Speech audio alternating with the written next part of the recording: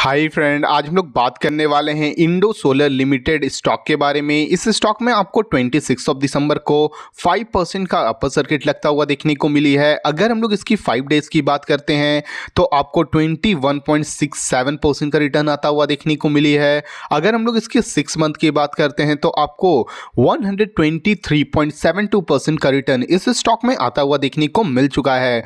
सबसे पहले हम लोग इसके फाइनेंशियल पे नजर डालने वाले हैं, उसके बाद इसके चार्ट पे चल के समझने वाले हैं कि इस स्टॉक में आपको कहां तक का टारगेट आता हुआ देखने को मिल सकती है। उसके बाद हम लोग इसके सबसे इंपॉर्टेंट डेटा पे भी नजर डालने वाले हैं। सबसे पहले हम लोग इसके फाइनेंशियल पे नजर डालते हैं। कंपनी का जो मार्केट कैप है वो आपको 2162 करोड़ रुपीस का देखने को मिल रहा है। स्टॉक का जो पी रेशियो है वो आपको 10.1 रुपीस का देखने को मिल रही है। आरओसीई की बात करते हैं तो 77% का देखने को मिल रही है। कंपनी का जो बुक वैल्यू है वो आपको 48.9 रुपीस का देखने को मिल रही है। आरओई की बात करते हैं तो आपको 420% का देखने को मिल रही है। अगर हम लोग इसके क्वार्टरली रिजल्ट्स पे नज़र डालते हैं तो आप देख सकते हो कंपनी का जो सेल्स आपको जून 2025 में आपको 195 करोड़ रुपीस का था, वही सितंबर 2025 में आपको ये बढ़ के 203 करोड़ रुपीस का होता हुआ देखने को मिल रही है। कंपनी की अगर हम लोग ऑपरेटिंग प्रॉफिट की बात करते हैं तो आपको जून 2025 में आपको ये 64 करोड़ रुपीस का था, वही सितंबर 2025 में आपको ये बढ़ के 71 करोड़ रुपीस का होता हुआ देखने को मिल रही है। कंपनी की अगर हम लोग ऑपरेटिंग प्रॉफिट मार्जिन की बात करते हैं तो आपको जून वाले क्वार्टर में आपको ये 33% था, वही सितंबर वाले क्वार्टर में आपको ये बढ़ के 35% का होता हुआ देखने को मिल रही है। अगर हम लोग इसके प्रॉफिट एंड लॉस स्टेटमेंट पे नज़र डालते हैं तो आप देख सकते हो कंपनी का जो सेल्स आपको मार्च 2024 में आपको ये 0 करोड़ रुपीस का था, वही सितंबर वाले में आपको ये बढ़ के 324 करोड़ रुपीस का होता हुआ देखने को मिल रही है। कंपनी का जो एक्सपेंस है इसमें भी आपको बढ़ता हुआ देखने को मिल रहा है। जो मार्च 2021 में 2024 में आपको 1 करोड़ रुपीस का था, वही मार्च 2025 में आपको ये बढ़ के 229 करोड़ रुपीस का होता हुआ देखने को मिल रही है।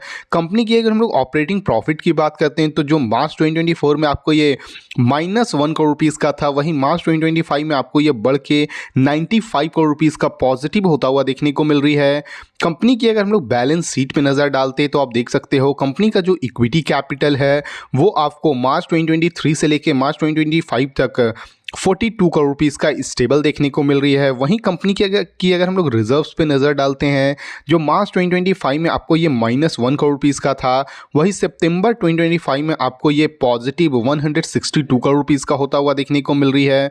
कंपनी की अगर हम लोग बोरिंग पे नज़र डालते हैं, जो मार्च 2025 में आपको ये 50 करोड़ रुपीस का था, वही सितंबर 2025 में आपको ये डिक्लाइन होके 3 करोड़ रुपीस का होता हुआ देखने को मिल रही है। किसी भी कंपनी का जो बोरिंग जो कर्ज है वो कम होती है तो कंपनी के लिए पॉजिटिव न्यूज़ मानी जाती है। वहीं पे किसी भी कंपनी का जो रिजर्व आपको बढ़ता हुआ देखने को मिलता है तो वो अगेन कंपनी के लिए काफ़ी बड़ी पॉजिटिव न्यूज़ मानी जाती है। अगर हम लोग इसके शेयर होल्डिंग पैटर्न पे नज़र डालते हैं तो आप देख सकते हो कंपनी का जो प्रोमोटर का होल्डिंग है वो आपको मार्च 2025 में 96.15% का था, वही सितंबर वाले क्वार्टर में आपको ये डिक्लाइन होके 74.93% का होता हुआ देखने को मिल रही है। फॉरेन इन्वेस्टर की अगर हम लोग बात करते हैं तो आपको मार्च 2025 में आपको ये 0% कहते हैं, वही सितंबर वाले क्वार्टर में आपको ये बढ़ के 0.53% का होता हुआ देखने को मिल रहे हैं। डोमेस्टिक इन्वेस्टर की अगर हम लोग बात करते हैं तो मार्च वाले क्वार्टर में आपको ये 0% कहते हैं, सितंबर वाले क्वार्टर में आपको ये बढ़ के 0.07% के होते हुए देखने को मिल रहे हैं। अगर हम लोग इसमें पब्लिक की होल्डिंग पे नज़र डालते हैं, जो मार्च 2025 में आपको ये 3.86% के थे, वही सितंबर वाले क्वार्टर में आपको ये बढ़ के 24.46% का होता हुआ देखने को मिल रहे हैं। कंपनी का ओवरऑल जो फाइनेंशियल है वो आपको काफ़ी अच्छा देखने को मिल रही है। चलिए हम लोग इसके चार्ट पे चल के समझते हैं कि इस स्टॉक में आपको कहाँ तक का टारगेट आता हुआ देखने को मिल सकती है। जैसे कि आप देख सकते हैं हम लोग इस स्टॉक के चार्ट के ऊपर आ चुके हैं। इस स्टॉक का जो सबसे इम्पॉर्टेंट जो सबसे पहला जो टारगेट होने वाला है वो आपको 600 रुपीज़ की होने वाली है।